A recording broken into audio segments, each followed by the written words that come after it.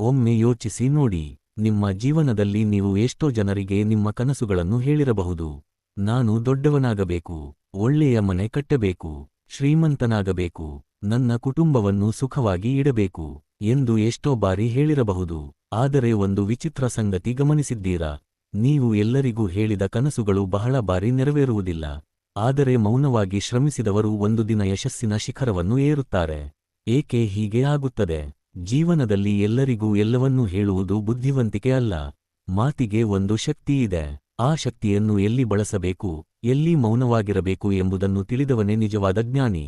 ಭಗವದ್ಗೀತೆಯಲ್ಲಿಯೂ ಶ್ರೀಕೃಷ್ಣನು ಕರ್ಮ, ಸಂಯಮ ಮತ್ತು ವಿವೇಕದ ಮಹತ್ವವನ್ನು ಮತ್ತೆ ಮತ್ತೆ ತಿಳಿಸುತ್ತಾನೆ.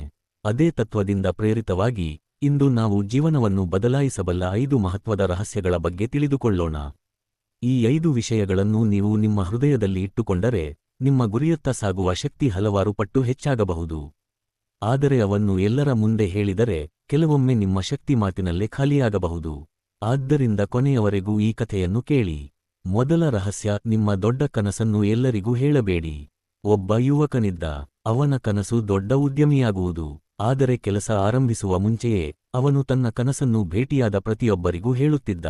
ನಾನು ಕೋಟಿ ರೂಪಾಯಿ ಸಂಪಾದಿಸುತ್ತೇನೆ, ದೊಡ್ಡ ಕಂಪನಿ ಕಟ್ಟುತ್ತೇನೆ ಎಂದು ಹೆಮ್ಮೆಯಿಂದ ಹೇಳುತ್ತಿದ್ದ. ಕೆಲವರು ಅವನನ್ನು ನೋಡಿ ನಗುತ್ತಿದ್ದರು. ಕೆಲವರು ನಿನ್ನಿಂದ ಆಗುವುದಿಲ್ಲ ಎಂದು ಹೇಳುತ್ತಿದ್ದರು. ಇನ್ನೂ ಕೆಲವರು ಮೊದಲು ನಿನ್ನ ಪರಿಸ್ಥಿತಿ ನೋಡು ಎಂದು ಅವನ ಆತ್ಮವಿಶ್ವಾಸವನ್ನು ಕುಗ್ಗಿಸುತ್ತಿದ್ದರು. ಆ ಮಾತುಗಳು ನಿಧಾನವಾಗಿ ಅವನ ಮನಸ್ಸಿನಲ್ಲಿ ನೆಲೆಯೂರಿದವು.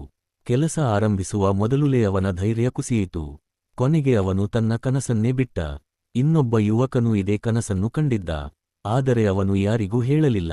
ಪ್ರತಿದಿನ ಬೆಳಿಗ್ಗೆ ಎದ್ದು ಶ್ರಮಿಸುತ್ತಿದ್ದ, ಹೊಸದನ್ನು ಕಲಿಯುತ್ತಿದ್ದ, ತನ್ನ ತಪ್ಪುಗಳನ್ನು ತಿದ್ದಿಕೊಳ್ಳುತ್ತಿದ್ದ. ವರ್ಷಗಳ ನಂತರ ಜನರು ಕೇಳಿದರು, ನೀನು ಇಷ್ಟೊಂದು ದೊಡ್ಡವನಾಗಿದ್ದು ಹೇಗೆ?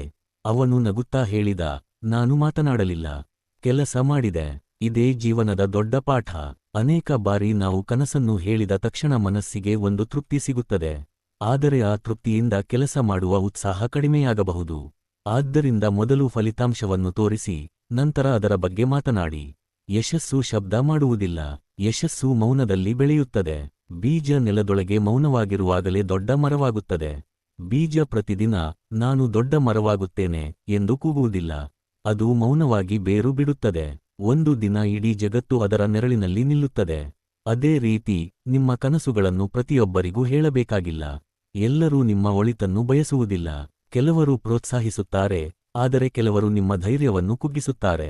ಕೆಲವರು ನಿಮ್ಮ ಯಶಸ್ಸನ್ನು ನೋಡಿ ಸಂತೋಷಪಡುವುದಿಲ್ಲ. ಆದ್ದರಿಂದ ನಿಮ್ಮ ಕನಸು ನಿಮ್ಮ ಹೃದಯದಲ್ಲಿರಲಿ. ನಿಮ್ಮ ಪರಿಶ್ರಮ ನಿಮ್ಮ ಕೈಯಲ್ಲಿರಲಿ. ನಿಮ್ಮ ಯಶಸ್ಸು ನಿಮ್ಮ ಉತ್ತರವಾಗಲಿ. ಶ್ರೀಕೃಷ್ಣನ ಜೀವನವನ್ನು ನೋಡಿದರೆ ಅವರು ಮಾತಿಗಿಂತ ಕರ್ಮಕ್ಕೆ ಹೆಚ್ಚು ಮಹತ್ವ ನೀಡಿದರು. ಯುದ್ಧಭೂಮಿಯಲ್ಲಿ ಅವರು ಅರ್ಜುನನಿಗೆ ಒಂದು ಮಾತು ಮಾತ್ರ ಹೇಳಿದರು, ಕರ್ತವ್ಯವನ್ನು ಮಾಡು, ಫಲದ ಚಿಂತೆಯಲ್ಲಿ ಮುಳುಗಬೇಡ. ಆ ಸಂದೇಶ ಇಂದಿಗೂ ಅಷ್ಟೇ ಶಕ್ತಿಯುತವಾಗಿದೆ. ನಿಮ್ಮ ಕನಸು ಎಷ್ಟು ದೊಡ್ಡದಿದ್ದರೂ ಅದನ್ನು ಪ್ರತಿಯೊಬ್ಬರಿಗೂ ಹೇಳುವ ಅಗತ್ಯವಿಲ್ಲ.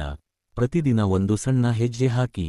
ಒಂದು ದಿನ ನೀವು ತಲುಪಿದ ಎತ್ತರವೇ ನಿಮ್ಮ ಪರಿಚಯವಾಗುತ್ತದೆ. ಹೀಗಾಗಿ ಇಂದಿನಿಂದ ಒಂದು ನಿರ್ಧಾರ ಮಾಡಿ. ನಿಮ್ಮ ಗುರಿಯನ್ನು ಜಗತ್ತಿಗೆ ಹೇಳುವುದಕ್ಕಿಂತ ನಿಮ್ಮ ಕೆಲಸವನ್ನು ಜಗತ್ತಿಗೆ ತೋರಿಸಿ. ಜನರು ನಿಮ್ಮ ಮಾತುಗಳನ್ನು ಮರೆತು ಬಿಡಬಹುದು, ಆದರೆ ನಿಮ್ಮ ಸಾಧನೆಯನ್ನು ಎಂದಿಗೂ ಮರೆಯುವುದಿಲ್ಲ. ಮಾತುಗಳು ಚಪ್ಪಾಳೆ ಪಡೆಯಬಹುದು, ಆದರೆ ಮೌನದ ಪರಿಶ್ರಮ ಇತಿಹಾಸವನ್ನು ಬರೆಯುತ್ತದೆ. ಎರಡನೇ ರಹಸ್ಯ, ನಿಮ್ಮ ಮುಂದಿನ ಯೋಜನೆಯನ್ನು ಎಲ್ಲರಿಗೂ ಹೇಳಬೇಡಿ. ಒಂದು ಸಣ್ಣ ಹಳ್ಳಿಯಲ್ಲಿ ಇಬ್ಬರು ರೈತರು ಇದ್ದರು.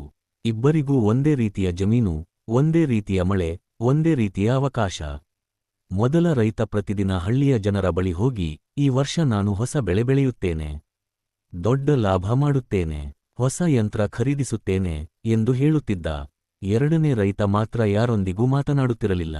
ಬೆಳಿಗ್ಗೆ ಸೂರ್ಯೋದಯಕ್ಕೂ ಮುಂಚೆ ಹೊಲಕ್ಕೆ ಹೋಗುತ್ತಿದ್ದ. ರಾತ್ರಿ ತಡವಾಗುವವರೆಗೂ ದುಡಿಯುತ್ತಿದ್ದ. ಹೊಸ ವಿಧಾನಗಳನ್ನು ಕಲಿಯುತ್ತಿದ್ದ.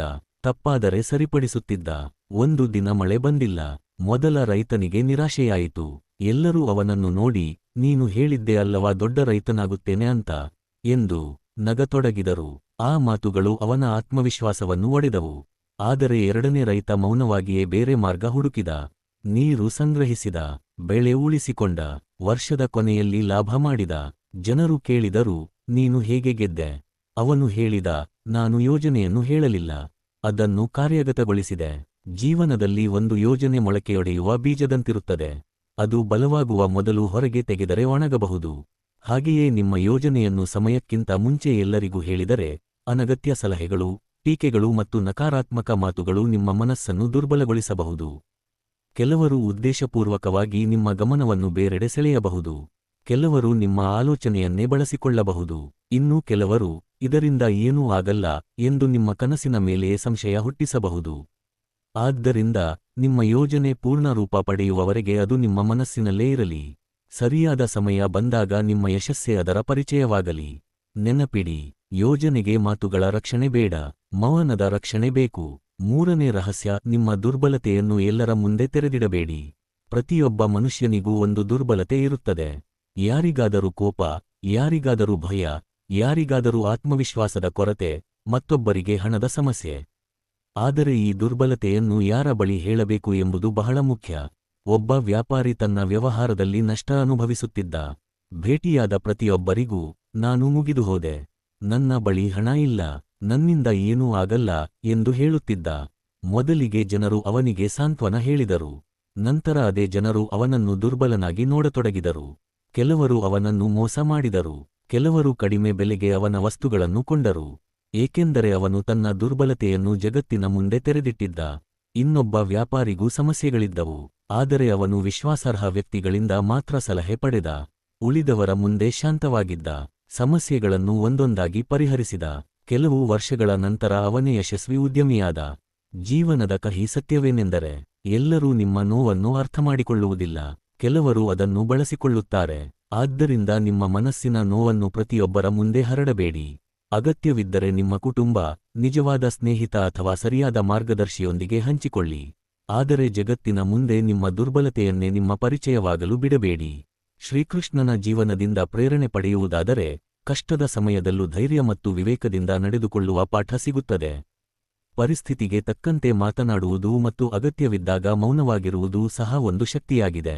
ಸಮುದ್ರವನ್ನು ನೋಡಿ, ಅದರೊಳಗೆ ಎಷ್ಟೇ ಅಮೂಲ್ಯ ರತ್ನಗಳಿದ್ದರೂ ಅದು ಪ್ರತಿದಿನ ಅವನ್ನು ಮೇಲಕ್ಕೆ ತಂದು ತೋರಿಸುವುದಿಲ್ಲ. ಅದಕ್ಕಾಗಿಯೇ ಅದರ ಆಳಕ್ಕೆ ಮೌಲ್ಯವಿದೆ. ಹಾಗೆಯೇ ನಿಮ್ಮ ವ್ಯಕ್ತಿತ್ವಕ್ಕೂ ಒಂದು ಆಳ ಇರಬೇಕು. ಪ್ರತಿಯೊಂದು ಭಾವನೆ, ಪ್ರತಿಯೊಂದು ಸಮಸ್ಯೆ, ಪ್ರತಿಯೊಂದು ದುರ್ಬಲತೆಯನ್ನು ಜಗತ್ತಿನ ಮುಂದೆ ಇಡುವ ಅಗತ್ಯವಿಲ್ಲ. ಮೌನವು ಕೆಲವೊಮ್ಮೆ ಭಯದ ಗುರುತೂ ಅಲ್ಲ, ಅದು ಪ್ರಬುದ್ಧತೆಯ ಗುರುತು.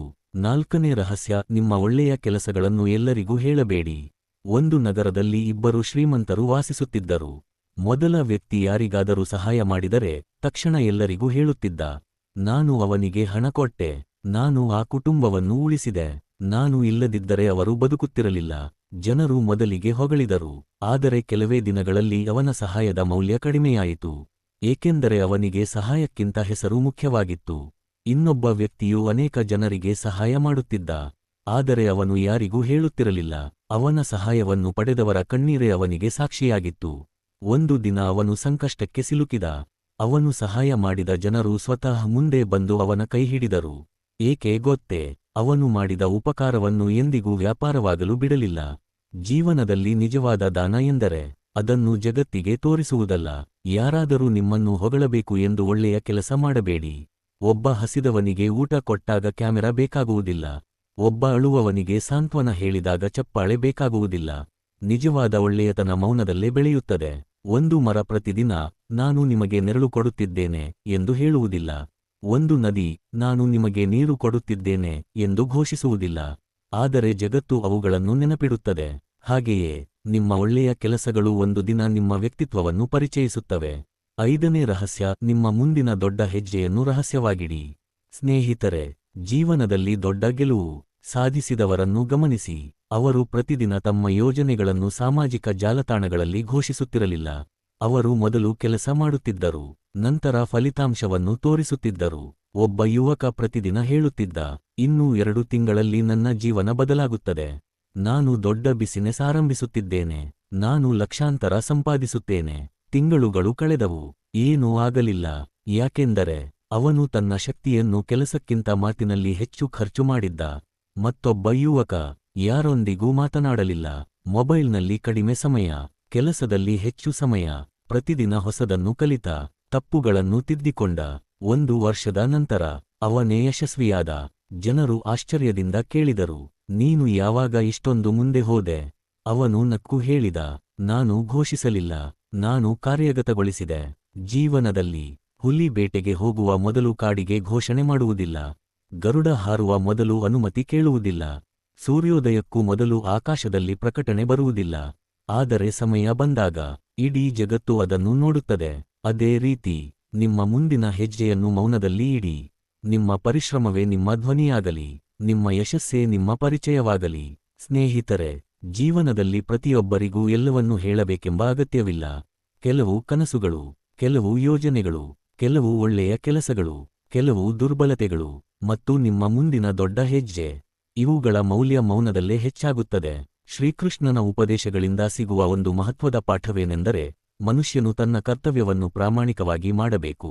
ಫಲದ ಬಗ್ಗೆ ಅತಿಯಾದ ಪ್ರದರ್ಶನ ಅಥವಾ ಅಹಂಕಾರದಲ್ಲಿ ಮುಳುಗಬಾರದು.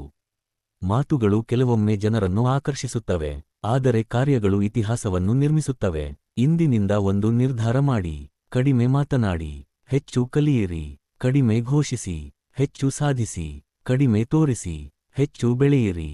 ಒಂದು ದಿನ ನಿಮ್ಮ ಯಶಸ್ಸು ಎಷ್ಟೋ ದೊಡ್ಡದಾಗಿರುತ್ತದೆ ಎಂದರೆ, ನಿಮ್ಮ ಬಗ್ಗೆ ಮಾತನಾಡಲು ಜಗತ್ತೇ ಆರಂಭಿಸುತ್ತದೆ.